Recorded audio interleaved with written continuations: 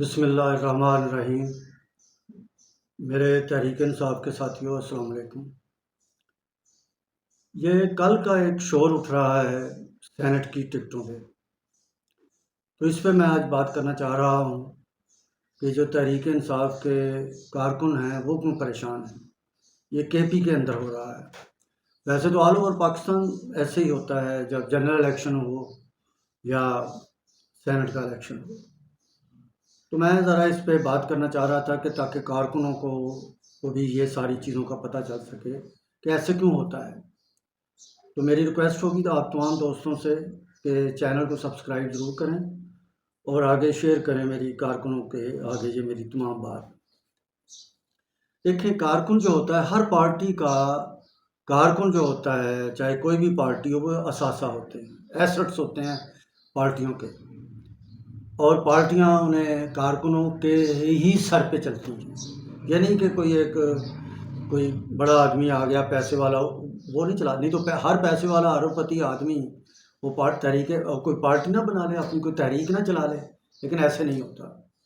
تو میری یہ دوستوں سے آج ہائر جو لیڈرشپ ہوتی ہے ہر پارٹی کی، اور خاص کر پی ٹی آئی کے اندر، یہ اکثر مسائل یہ رہے ہیں۔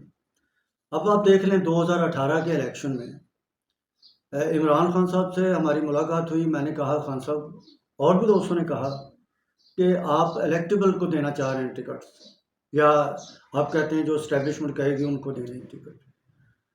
تو ہم نے کہا کہ آپ پارٹی کے جو نظریاتی لوگ ہیں، جو پارٹی کی اصل ہیں، ان کو بھی 30-40 لوگوں کو آپ ٹکٹ دیں، لیکن ان میں سے جو ہم گئے تھے وہاں پہ نہیں ہوئے۔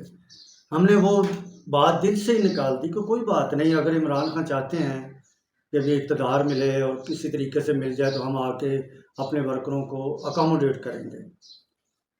بہرحال وہ اقتدار آ گیا اور اقتدار مل گیا، عمران خان وزیر اعظم بن گئے، پنجاب میں ہماری گورنمنٹ بن گئی، کے پی میں ہماری دوسری دفعہ گورنمنٹ بن گئی، لیکن کارکنوں کو پھر بھی ایڈجسٹ نہیں کیا گیا۔ حالانکہ مختلف محکمے تھے، بہت ساری جگہیں تھیں، نہیں، ان کی کوئی داد فریاد نہیں سنی گئی۔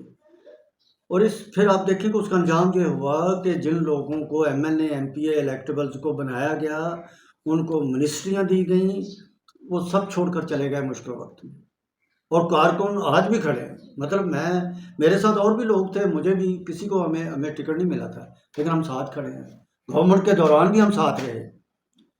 لیکن آج جب یہ دوبارہ یہ باتیں اٹھی تو میں نے سوچا کہ جب کوئی احتجاج ہو تو کارکن ہی آگے آتے ہیں، کارکن ہی مارے کھاتے ہیں، کارکن ہی نظریاتی ہوتا ہے۔ کیونکہ میں خود ایک سیاسی کارکن ہوں، میری جدوجہد ہے پارٹی بنانے میں، 22 سالہ جدوجہد۔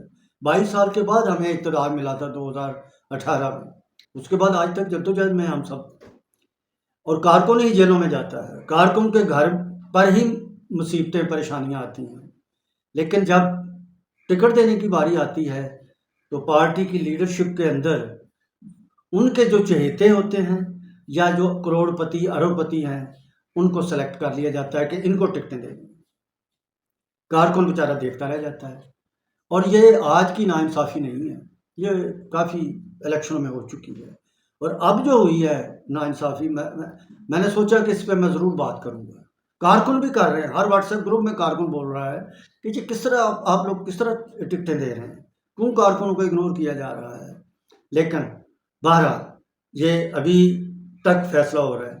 ابھی آپ دیکھیں کہ جب ہماری گورنمنٹ سے بنتی نہیں ہے، یہ جو وفاقی گورنمنٹ ہے، تو ہماری کے پی کی گورنمنٹ ان کے ساتھ انڈرسٹینڈنگ کر کے بلا مقابلہ منتخب کروانا چاہ رہے ہیں سینیٹر۔ یہ بھی کوئی اچھی بات تو نہیں ہے۔ مطلب جب اپنا مطلب آئے تو آپ ان سے صلح کر لو، جب نہ آئے تو پھر آپ کہیں کہ ہم نے اسٹیبلشمنٹ سے بات کرنی، ہم نے ان سے بات نہیں کرنی۔ یہ لوگ فارم 47 کی پیداوار ہیں، تو یہ اچھی چیزیں نہیں ہیں۔ یہ پارٹی اس وقت اتنی مشکل میں ہے، اس مشکل میں کارکنوں کے ساتھ آپ زیادتی نہ کریں، کارکنوں کو آگے لے کے آئیں۔ تو آج میں یہ بات ضرور کہنے والا تھا کہ کروڑ پتی ارب پتی یہ آپ کے ساتھ جیلوں میں نہیں جائیں گے، کارکن جائیں گے۔